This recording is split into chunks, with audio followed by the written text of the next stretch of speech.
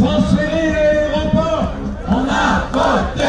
Transférer l'aéroport. Ils en ont ras-le-bol et ils le disent haut et fort. Eux, ce sont les riverains de l'aéroport Nantes-Atlantique, organisateurs de ce déménagement symbolique et inquiets de la tournure que prennent les choses. La population prend conscience que l'aéroport, il y a un risque qu'il reste, et donc ils disent, nous on prend plus soin des animaux, des petites bêtes, que de nous. Et nous on existe. Leur cri au fond c'est ça. Des riverains qui s'inquiètent aussi pour leur santé. Il y a des études scientifiques qui prouvent que les infarctus, les AVC sont dus au bruit intermittent.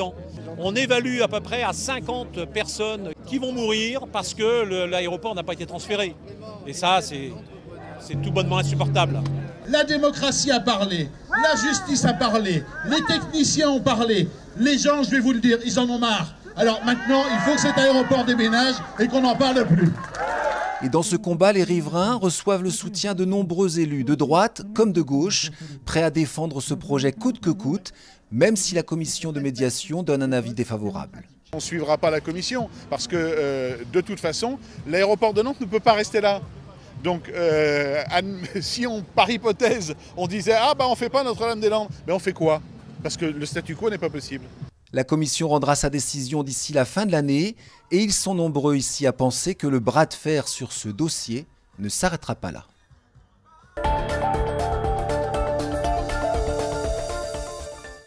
Baptême brumeux, baptême heureux. C'est en tout cas ce que veulent croire les dirigeants d'Idéol. Ce sont eux qui ont porté le projet Floatgen, cette éolienne marine de 2 MW et 80 mètres de diamètre. Sa particularité, en plus d'être la première en France, c'est d'être flottante. Au lieu d'être posée au fond de la mer, elle repose sur un flotteur qui permet de s'affranchir de la contrainte de profondeur et qui permet de monter une éolienne directement dans le port avant de remorquer l'ensemble au large.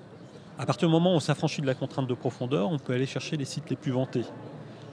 Typiquement, une éolienne à terre aujourd'hui produit 1 jour sur 4. Une éolienne en mer posée va produire 1 jour sur 3. Une éolienne en mer flottante va produire plus d'1 jour sur 2, plus de la moitié du temps. D'ici quelques semaines, à la faveur d'une fenêtre météo favorable, Floatgen sera convoyé au large du Croisic et arrimé grâce à d'énormes câbles de nylon. Suivront 2 ans d'expérimentation. Cette éolienne va être truffée de capteurs d'effort, de capteurs de déplacement, également sur les ancrages, également sur la récupération électrique. Donc on va venir confirmer le bon fonctionnement de l'éolienne. Il se peut qu'on ait des surprises, on verra bien. L'enjeu, c'est que ce prototype, dont la structure a été entièrement réalisée à Saint-Nazaire, soit suivi d'autres. Le bassin nazarien veut avoir un rôle majeur dans la mise en place d'une filière de l'éolien en mer. Il faut être prêt dans ses infrastructures portuaires, dans son savoir-faire, dans la qualification de ces hommes et ces femmes qui vont aider à produire, à créer ces différentes énergies marines renouvelables, bref, ces éoliennes. Une mobilisation pour que la France rattrape son retard en la matière. 6 projets d'éoliennes en mer fixes, dont une au large de la Loire-Atlantique, doivent voir le jour dans les prochaines années. C'est quelques exercices d'échauffement, Dominique et Isabelle n'auraient pas pu les effectuer il y a encore quelques mois. Soignées pour un cancer à l'Institut de cancérologie de l'Ouest, elles viennent d'intégrer le pôle sport. Plusieurs fois par semaine, elles prennent part à des séances de marche nordique ou bien comme ici, de gym postural. Inspirez, descendez, soufflez, remontez. Soufflez, relâchez les épaules, relâchez, descendez, soufflez, donnez du poids dans votre bassin. Une activité qui a immédiatement porté ses fruits. C'était surtout les forces qui manquaient au départ. On a l'impression qu'on n'a plus de muscles. Et là, après, les cuisses reprennent, les épaules reprennent. Et après, avec la marche, on fait de la marche aussi nordique. Et là, tout est rentré dans l'ordre. Quand on n'est pas bien, on ne fait rien. Et puis dès qu'on a un petit regain d'énergie, tout de suite, j'ai repris à courir, j'ai repris à faire du sport, de la marche. Et tout de suite, ça redonne du moral. Avant même la création de ce pôle, Fabienne Le Guéveldos pratiquait déjà des activités physiques avec les patients, une démarche qui ne va pas de soi dans le milieu médical. Oui, là le pôle est installé, mais les médecins nous demandent encore de venir avec des études, de venir encore justifier, expliquer les vertus de l'activité physique. C'est hyper important que ce type de pôle existe parce que les patients vont être pris tout de suite. Et plus on attend, plus c'est compliqué de revenir dans le système, de sortir de chez soi, de sortir de son canapé, etc., etc. Alors que si on est pris dès le départ, eh bien, les choses se font plus naturellement. Au total, une centaine de patients devraient prendre part aux activités du pôle sport chaque année, encadrés par des professeurs spécialement formés.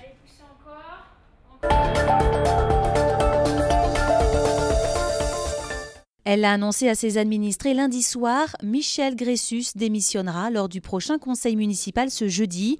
Âgée de 64 ans, celle qui est maire de Bouguenais depuis 10 ans a des ennuis de santé, de graves problèmes cardiaques.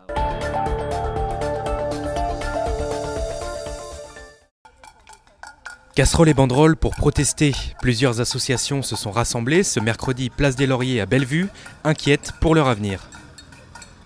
En cause de cette journée noire, la suppression de 260 000 contrats aidés d'ici à 2018, dont près de 650 pour la Loire-Atlantique dès cette année. Le gouvernement espère ainsi économiser près d'1 milliard d'euros. Mais pour les associations, la mesure ne passe pas.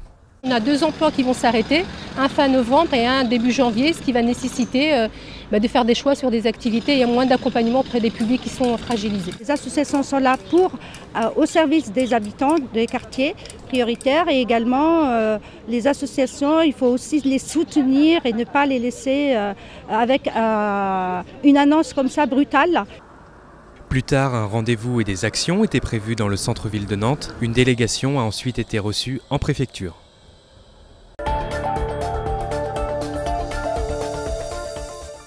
Vert on mange, rouge on jette. Voilà comment la pastille Top Cryo permet d'alerter le consommateur de la qualité d'un produit. L'étiquette contient en effet une bactérie qui réagit aux variations de la chaîne du froid, exactement comme un aliment. La pastille est une pastille donc microbiologique avec une bactérie qui va se développer plus ou moins rapidement selon la température. Cette pastille est destinée dans un premier temps à contrôler dans la chaîne des professionnels la chaîne du froid. Si on la programme 4 jours à 4 degrés, elle va virer exactement en 4 jours à 4 degrés et voilà, en intégrant toute la vie. Si par exemple la température est inférieure à 4 degrés, elle virera plus longtemps. Si c'est au-dessus, ça virera plus vite. À terme, Cryologue veut remplacer la date limite de consommation, car pour la société nantaise, les industriels fixent cette date sur des températures théoriques de 8 degrés. Certains produits sont donc jetés alors qu'ils pourraient encore être consommés. Avec l'évolution des réfrigérateurs, les consommateurs peuvent avoir des températures plus basses et donc potentiellement le produit peut être consommé après la DLC. Et c'est ce qui se passe puisque le rapport de l'ANSES qui date du mois de juillet 2017 démontre que 50% des ménages consomment après la DLC. Selon l'ANSES, c'est un danger. Si on y émet l'étiquette, on pourra à l'aise, de façon plus sécurisée, dépasser la DLC et donc réduire le gaspillage alimentaire. 10 ans de recherche et 12 millions d'euros ont été nécessaires pour créer cette pastille. Elle est déjà utilisée par certains traiteurs ainsi que dans la restauration collective. Et Cryologue espère bien l'avoir débarquée à l'avenir dans les rayons des grandes surfaces.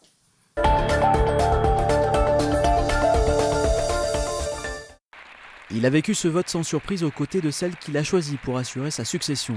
Bruno Retailleau était donc le premier à féliciter Christelle Morançais pour son élection. Et en toute logique, c'est dans une continuité assumée avec le début du mandat que la première femme présidente de la région Pays de la Loire va s'inscrire. Car si je crois à la sincérité, je crois aussi à la parole donnée, aux engagements tenus, et en particulier à ceux que nous avons pris devant les Ligériens.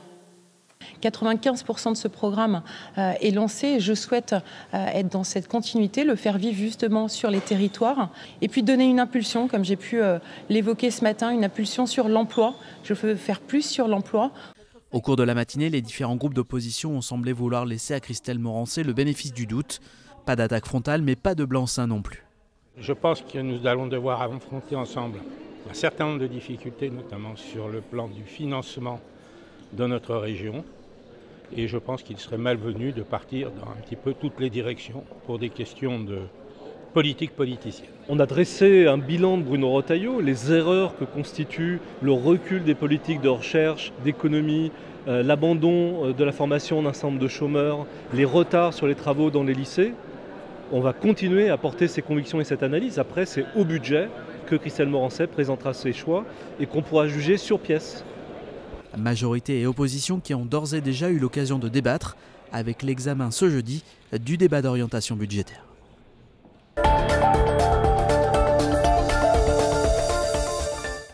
Cette politique est au service des puissants. Ils étaient entre 500 et 800 manifestants à s'être donné rendez-vous devant la préfecture ce jeudi après-midi. Quelques discours et le cortège a pris la direction du Miroir d'eau. Une manifestation sans heurts, hormis un tag sur la préfecture. Aujourd'hui, on la peint, demain, on la prend. Un rassemblement qui a moins fédéré que les précédents. Il n'est pas question de la comparer aux autres grosses mobilisations, mais il est question d'occuper le terrain. En attendant, on l'espère, un élargissement du mouvement. On lâche rien évidemment, parce que c'est quand même l'avenir des salariés qui est en cause, et y compris d'un modèle social, puisque ce qui est avec Macron, même si les politiques ne changent pas vraiment, on a une accélération et une volonté de transformer complètement notre modèle social, avec derrière la précarité généralisée pour ceux qui travaillent maintenant, mais pour la jeunesse aussi qui vient. Une réunion intersyndicale est prévue la semaine prochaine à Paris, avec à l'ordre du jour une possible manifestation de plus grande ampleur mi-novembre.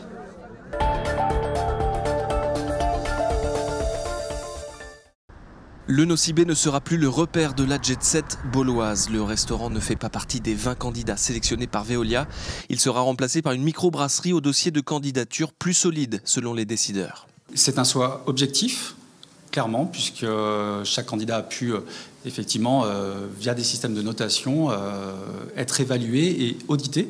Alors c'est des critères techniques, des critères de capacité professionnelle à tenir un établissement de restauration, des critères architecturaux et une ambition portée sur le projet pour faire en sorte de pérenniser les établissements, et donc des critères aussi financiers qui ont été évalués par un comité de Veolia, mais aussi des personnes tierces, et validés par l'État. 17 des restaurateurs actuels ont été prolongés pour un bail de 12 ans. 3 sont priés de cesser leur activité pour être remplacés. Parmi eux, le Nocibé donc, mais également le Papagayo. Après 7 saisons estivales, son propriétaire va devoir fermer l'établissement et sans doute le faire démonter. Difficile à digérer. On s'y préparait, mais quand on prend un coup dans l'os du foie, ça fait quand même mal.